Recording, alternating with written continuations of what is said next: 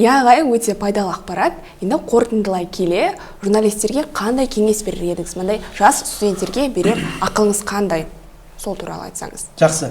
Ақылды енді айтып кеткеніміз 6 жыл болды. Ақылдың қонатын кісісі болады. Қазақ айтады ғой, бала берсең сана бер, сана бермесең ала бер дейді. Сондағы сана деген сөз, ол саналылық деген сөз, ол ішкі жан дүниесі қалыптасқан, өзінен өмірден өнеге алатын, өнеге көрсеткен кісіден тәлім тәрбие ала алатын кісіні айтады саналы кісі деп.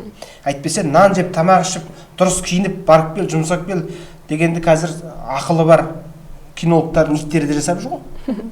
Сол сияқты емес, адам адамдығын таныту керек, адам адам болып жүру керек. Сана дейтін нәрсе ол ең адамның ішкі жан дүниесіндегі дүние танымы, білімі, дәрежесі, парасаты, пайымы қалыптасқан уақыт айтады, сана биігіне көтерілу деген сол.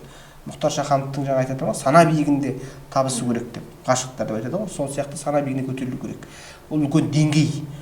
Ал енді мен айтатыным, оқудан жалықпау керек.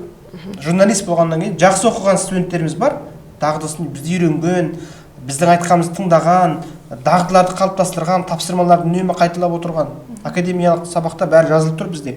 Қай деңгейде, қай жаста адам қаншалықты дүние қабылдай алады деген нәрсенің барлығы қойылған ғой. Солмен жүргізіп келе жатырмыз біз жүйеміз сабақты. Қазір тіпті практикалық сабақтар көбейген.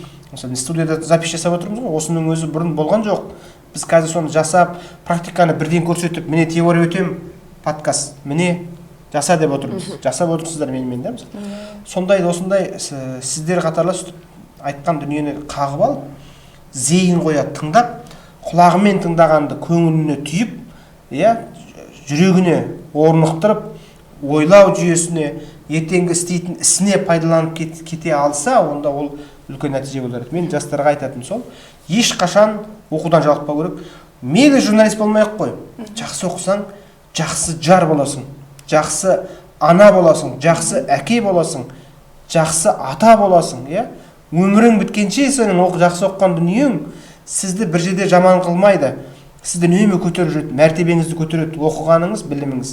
Ал сіз оқымасаңыз, сөйлей алмасаңыз, дым біліміңіз жоқ болса, сіз көптің бірі болып жүресіз. Сізді ешкім төріне де шығармайды, баласына бата да сұрамайды. Тіпті жолда орын да бермеуі мүмкін.